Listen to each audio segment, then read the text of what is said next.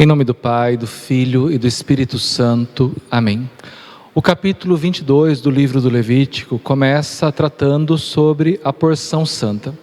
No seu versículo 2 diz assim: Dize a Arão e a seus filhos que tratem com respeito a porção santa que os israelitas me consagram e não profanem o meu santo nome. Eu sou o Senhor. A porção santa é a parte da vítima que, por concessão de Deus, cabe aos oficiantes. Não é uma porção de um banquete sacrificial, do qual participam também os demais israelitas. Ela era uma porção reservada para o sustento dos sacerdotes. O versículo 3 diz assim: Dize-lhes: qualquer de vossos futuros descendentes que em estado de impureza se aproximar da porção santa que os israelitas consagraram ao Senhor, será excluído da minha presença. Eu sou o Senhor. Excluir da presença equivale a anular a eleição, ou seja, a excluir de todas as funções cultuais. Logo, aquele sacerdote se veria privado de oficiar. Então, ele não teria mais uma função junto ao povo de Deus. Consequentemente, também teria que deixar este povo e passar a viver uma vida à parte. Mais adiante, no versículo 5, temos o seguinte: aquele que tocar um animal ou um homem que possam contaminá-lo com qualquer tipo de impureza, ficará impuro até a tarde. O entardecer assinala o começo de um novo dia. Isso quer dizer que determinadas impurezas, elas duravam todo o dia, mas somente aquele dia. No entardecer, as vestes eram lavadas, aquela pessoa se banhava e ela era considerada pura novamente. Como, por exemplo, com relação às impurezas alimentícias.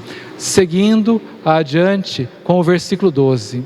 Se a filha de um sacerdote casar com um estranho, não poderá comer do tributo da porção santa.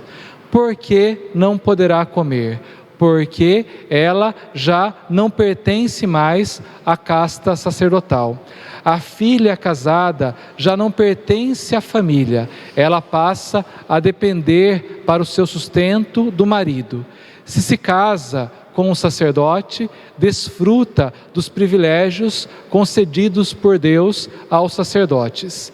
Mas se casa com um estranho ou simplesmente com um israelita que não é sacerdote, cessam esses privilégios e ela passa a ser sustentada pelo seu marido. Seguindo com o versículo 13: mas se ela enviuvar ou for repudiada, sem ter descendência, e voltar para a casa paterna, como em sua juventude, poderá comer do alimento do seu pai, mas nenhum estranho poderá comê-lo. Então, se ela enviuvasse sem filhos, por quê? Porque se tivesse filhos homens, estes deviam cuidar de sua mãe. Se enviuvasse sem filhos, teria que voltar viúva, sozinha, para a casa de seu pai, e voltava assim a gozar dos privilégios concedidos aos sacerdotes como porção sagrada. Chegamos assim ao capítulo 23 do livro do Levítico. Este capítulo 23 vai falar sobre as festas religiosas, que na verdade eram festas agrárias, festas feitas sobretudo no período da colheita, mas festas agrárias que foram sacralizadas. E é comum pensar que se uma comunidade vive a sua religião, ela consagre a Deus as festas da sua cultura. A festa é, portanto, um corte no tempo, interrompe o curso do trabalho, da produção utilitária e dedica este tempo à celebração comunitária, a uma celebração gozosa com os compatriotas, aqueles que pertencem ao mesmo povo. Separa um tempo dedicado então a honrar a Deus, também pelo convívio comunitário. Israel, desta forma, chega a supor que as festas foram instituídas pelo próprio Deus, de tal forma que chegam a considerar o seu calendário como um calendário sagrado. Seguindo adiante com o versículo 3, temos o que diz aqui: durante 6 dias trabalhareis, mas o 7º é dia de descanso solene, de assembleia litúrgica. Não fareis nenhum trabalho, é dia de descanso, dedicado ao Senhor, em todos os vossos povoados. O sábado, baseado no número 7, Deus criou o mundo em 6 dias e no 7º descansou. Converte-se em instituição central e distintiva do povo. Nele se convoca a Assembleia Santa, uma convocação litúrgica para que preste culto a Deus. Assim, esta convocação é dedicada a Deus. O homem deve, portanto, respeitar aquilo que Deus consagrou. Deus consagrou para si o 7º dia. Assim, o homem observa este dia através de um ato litúrgico.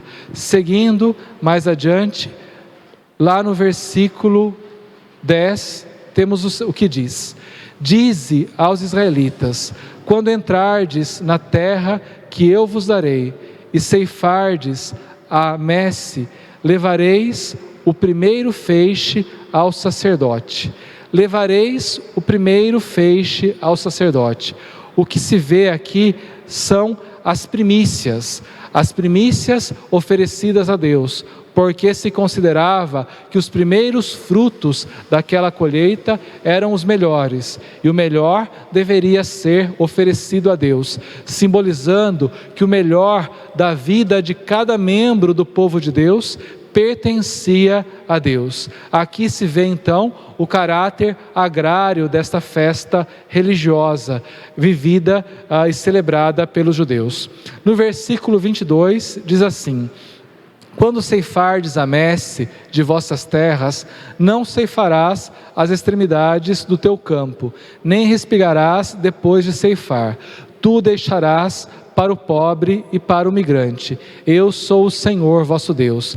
Novamente, aquela conotação social que vai ao inverso daquilo que os povos pagãos viviam, acreditando que o que ficava restante nos campos, nas extremidades dos campos, pertencia às divindades. Agora não, o que fica é para os mais pobres, para aqueles que não têm terra para cultivar, que não têm então o alimento para sobreviver. Seguindo adiante, no versículo 42, nós vamos ter o que diz aqui: durante os 7 dias habitareis em cabanas. Todo nativo israelita habitará em cabanas, para que vossas futuras gerações saibam que eu fiz os israelitas habitarem em cabanas, quando os tirei do Egito. Eu sou o Senhor, o vosso Deus. Esta era a festa agrária mais jubilosa para os judeus. Por quê? Porque trazia a lembrança da caminhada pelo deserto, quando o povo viveu em tendas até chegar à terra prometida. Mas é claro que neste contexto do livro do Levítico, ela é artificial. Ela só seria realmente celebrada depois, quando o povo estivesse estabelecido na terra prometida, sobretudo aos redores da cidade santa de Jerusalém. Pois no deserto, eles não teriam à sua disposição ramos de árvore o suficiente para montar tais cabanas. Então, estas cabanas tem um valor simbólico que seria celebrado somente quando o povo estivesse estabelecido ali na Terra Prometida. Qual o valor simbólico? Da vida provisória neste mundo, porque neste mundo todos estamos como peregrinos, estamos de passagem. A nossa meta definitiva é Deus. E é claro, Deus era a verdadeira herança do seu povo, porque muito mais do que dar-lhe uma terra para viver, Deus constituiu este povo como propriedade sua. Desça sobre vós a bênção do Deus Todo-Poderoso, Pai, Filho e Espírito Santo. Amém.